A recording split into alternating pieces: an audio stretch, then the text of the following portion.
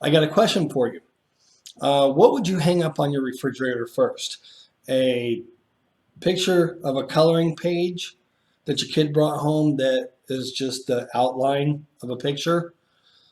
Or would you want that picture to be colored in? If you brought one home colored in, which one would go on your refrigerator? I'm guessing that the one that's colored in, right? Because while the outline tells you what the picture is, uh, it's very bare and there's not a whole lot to it. But whenever it gets colored in, well, the picture looks so much more pretty, especially if it's your own kid who's doing it. So, um, last week, or not last week, just a few days ago, we talked about this thing called independent clauses. And if you went through the assignments, you would have seen all the different independent clauses. And while that might have helped you out a little bit in understanding the text so far, there's also this thing called dependent clauses that we've got to do as well, because dependent clauses are like those coloring pages. Okay, the independent clause is like the black and white page that's got nothing, but dependent clauses fill it in and give it color and really help bolster it. Okay, and make it look like pretty, right? Just like we showed a few days ago in Philemon, the very first passage that we dealt with in verse 4. It said, I thank my God always, making mention of you in my prayers. The I thank my God is the independent clause, but it's kind of generic. It's kind of black and white. It's just the outline. You need what follows in that to kind of color it in, to fill it in, and really, okay, so why did he thank God? What was going on? And it's things like that that dependent clauses help the independent clauses. Yes, the independent clauses drive the story, right? But the dependent clauses give it a whole lot of color. And we're going to see this today, okay? So let me go ahead and let me switch over to the page that I will be putting up online. You will be able to download this and print this. This is a PDF form.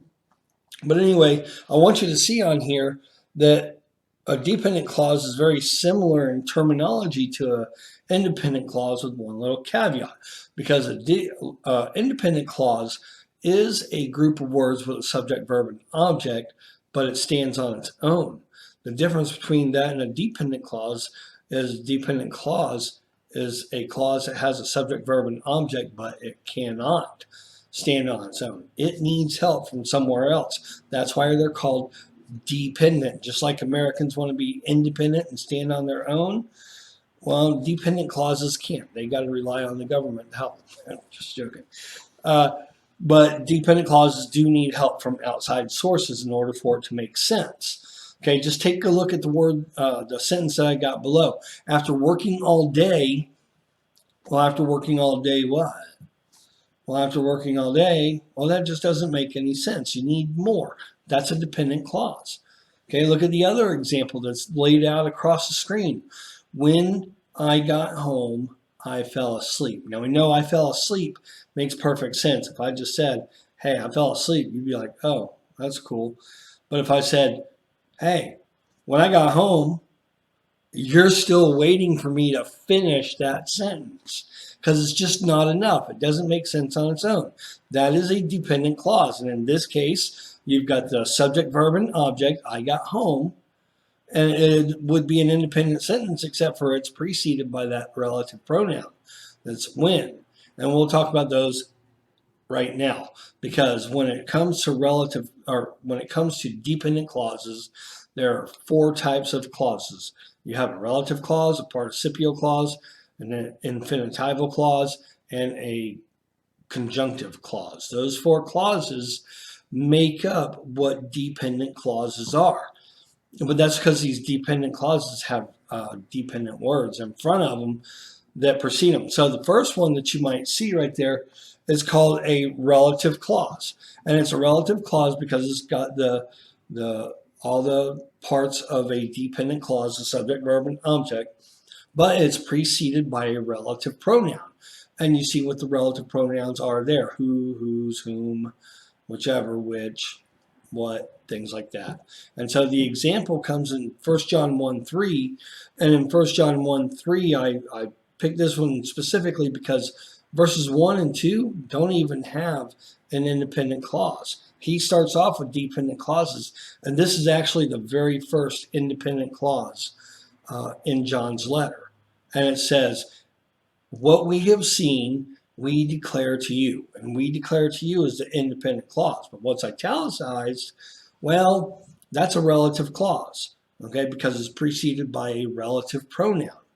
So it's got all the parts of a dependent clause, but with the preceding of the relative pronoun tells you this is a relative clause, okay? And it tells you that it's dependent. It needs something else. If John just says, what we have seen and heard, that just doesn't make sense at all. So you do need something else. Now couple that with not just a relative clause, but also a participial clause, because a participial clause is very similar to a relative clause, except for it just has a participle instead of a relative pronoun. So you would have, like in 1 Peter 1:13, it says, therefore, girding up the loins of your mind, being sober, rest your hope fully on the grace to be brought to you at the revelation of Jesus Christ. Okay, so girding up is a participle. And when you see a participle, that tells you that that cannot be an independent clause, because if he just said girding up the loins of your mind and then took off and started a whole nother subject, you'd be left hanging wondering, well, girding up the loins of our mind, then what? What are we supposed to do next? And so it would leave you hanging. So that tells you that you have a participle clause if it has an ing word. All participles are ing. One little tip though, and you'll see this a lot in 1 John, is when you see something that says in the Bible where it says the one who says, or the one who does, or those who, those are all usually participles, but they're translated like that in the Bible. Okay, so just know whenever you're looking for a participial clause, you're not necessarily going to see ing. It might be something that says like the one who says, or the one saying, which is what it should be. That would be the proper interpretation, but, well, Bibles do their own thing. So you just got to read through that. That's why I gave you that tip, so that you know. And then the infinitive clause is the same thing. You got all the parts, subject, verb, object, but it's preceded by an infinitive. And an infinitive is just a word to. Okay, like to the praise of the glory of his grace.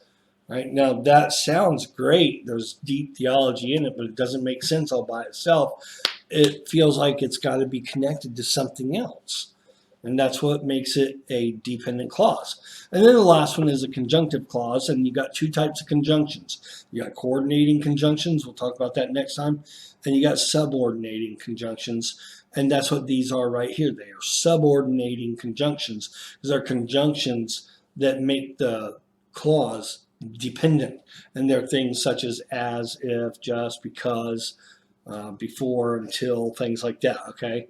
Like in the example in Matthew chapter 5 and verse 29 on the Sermon on the Mount, Jesus said, if your right eye causes you to sin, pluck it out and cast it from you. Now, pluck it out and cast it from you are two independent sentences. But what's in italics tells you that you need something else. Because if he just says, if your right eye causes you to sin, and then he goes off and starts talking about divorce or whatever it is that he's going to talk about, you're going to be left hanging again, because you're not going to know what you're supposed to do if your right eye causes you to sin. So, it kind of leaves you hanging. Okay, and that's basically what dependent clauses do. So you kind of get the feel that dependent clauses need some serious help. They can't just make sense all by themselves. Okay, but like I said in the beginning, these, picture them as crayons, okay, or picture them as colored pencils or paint brushes or whatever, and they take the picture and they paint it in and they fill it in and make something that's just bland and blah and make it much more pretty, okay, and we'll see this in a minute. Okay, so, and then lastly, I want to just tell you, there's these things called prepositional phrases. There are other phrases that are in the Bible, but prepositional phrases are one of the main ones that keep on rearing up their heads. And basically, a prepositional phrase is a preposition with an object. There is no verb. So it's going to be a verbless phrase. Okay, and some of those prepositions are like in, out, above, below, beneath, between, behind, things like that. You're going to want to know all those different things because prepositions are important because they do have meaning. Okay, so don't just write them off. They're very important, but they're not the main thing. Okay, and so what you see in the example is in Genesis chapter 1, in the beginning, God created the heavens and the earth. God created the heavens and the earth is good enough that makes sense all by itself. But if I said in the beginning, well, that doesn't make sense, okay? Because there's nothing there. You got the preposition in the object, but there's no verb, and so it needs some help. Okay, and that's what all of these have. So now I got a couple of exercises for you that I want you to be able to go through here and do, and that's this. Now that you've got the understanding of what an independent clause is and a dependent clause, you can now start understanding the sentence a lot better. Okay, and if you remember, I told you in the beginning that we don't want to go too far and just start with words. We don't just want to start with observation and just start marking up stuff. As fun as it is, and you get to doodle on your page and whatever, that's all great and fine, but it doesn't really help you because you can't tell the forest from the trees, and you'll get lost. You'll still never understand the meaning of the text. And if you go to the I think Kay Arthur does, she does a whole chapter level. You can go and look at her Bible. And I'm not saying that she doesn't have something bad, but she tries to get you to find out what the theme of the chapter is.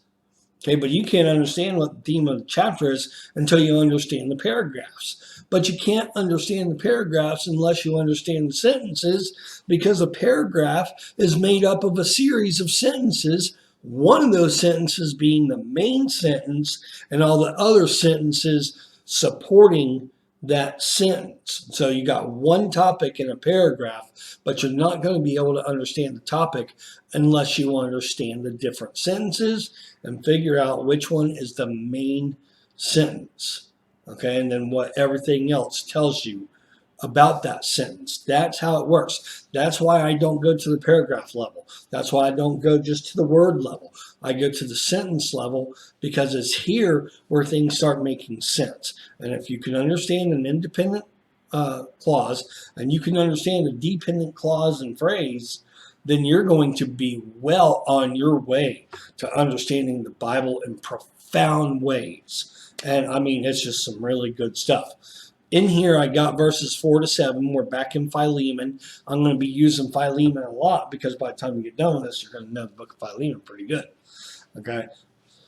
But what I did is I took each phrase, and this is what you do. Anytime you want to go to any Bible study, do this. You take a passage, okay, or take even just a sentence, okay? And this sentence doesn't end all the way until verse 6. So verses 4, 5, and 6 make up one sentence, okay? Just one. The period doesn't come in until after the end of verse 6, okay? So this is one sentence. So there's going to be an independent clause, and then everything else is going to be the coloring, okay? And so what you want to do is with your independent and dependent clauses, you want to put each clause on their own separate line. So in verse 4, you can see there's 3 clauses. 1, 2, 3. Excuse me, they all each get one of their own lines. Okay, and that's important for a reason, because you want to be able to see this with your own 2 eyes. Okay, if you've got just a regular Bible and you're trying to mark it up, find your independent clause and underline it, and then make in between each one of your clauses, put a little slash in between the clauses so that you know where they're dividing up each one, okay, until you find the end of the sentence, which here in Philemon verses 4 through 6, the end of the sentence comes at the end of verse 6. Okay, so each one of these will get their own line, whether it's independent or dependent. And that's what I did right here in verses 4 to 6 for you, so that you can go back and you can look at this for yourself and you can see this. Okay, now I do got verse 7 on there, but that starts a new sentence, so you don't really have to worry about that too much. But in verses 4 to 6, you can see that there is one independent clause, and that comes up at the very top. I thank my God. Everything else underneath it is dependent. But how are you going to clarify that? And that's where the next step comes in. Because when you take this sentence, you need to make sure that you understand which one's independent and what's dependent. And so what you do is you take what's independent and you push it as far left as you possibly can. All right, find that independent clause and push it all the way to the left of the page as far as you can. Then when you get to the dependent clauses on each successive line, you want to take it and put your cursor, if you're doing it on like a Word document or something, some kind of word processor, and put the cursor in front of each of the dependent clauses or phrases and just indent them one time. Okay, all you got to do is put your cursor in front of it, make sure your cursor's clicked and blinking in front of it, and then hit the tab button once. Then go to the next line, hit the tab button, and do that all the way down. And that's exactly what I did right here, okay, because this is the next step.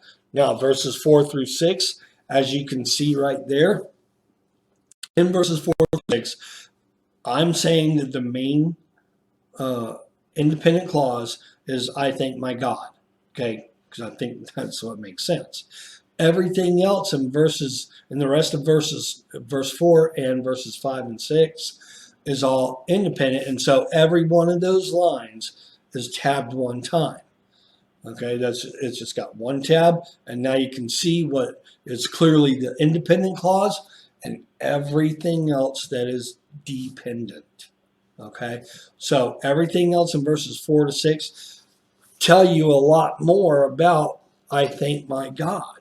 Okay, it fills in the lines. Okay, because I thank my God is pretty generic, to be honest with you, very vanilla. But the rest of that stuff fills it in, and it makes a whole lot more sense once you do that. Okay, so what we can tell, at least in this, is that Paul's trying to tell the believers that he thanks God. Everything else tells him why he thanks God.